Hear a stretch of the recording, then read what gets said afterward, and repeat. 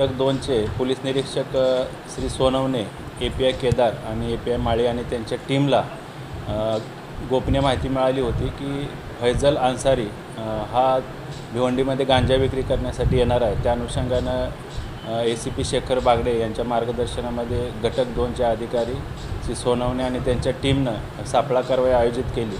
त्यामध्ये फैजल अन्सारी आणि त्याच्यासोबत अनवर अन्सारी आणि अब्दुल अन्सारी अशी 3 इसमांना ताब्यात घेण्यात आलं।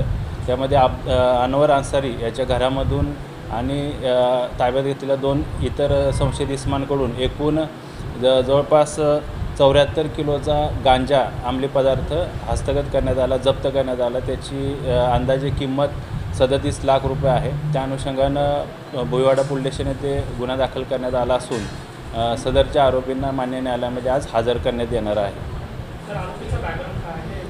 फैजल अन्सारी जो आरोपी आहे त्याच्यावर यापूर्वी 2 NDPSच्या कायद्याने गुन्हे दाखल आहेत आणि इतर आरोपींवर देखील काही गुन्हे दाखल आहेत का त्या अनुषंगानं पोलीस माहिती घेत आहेत।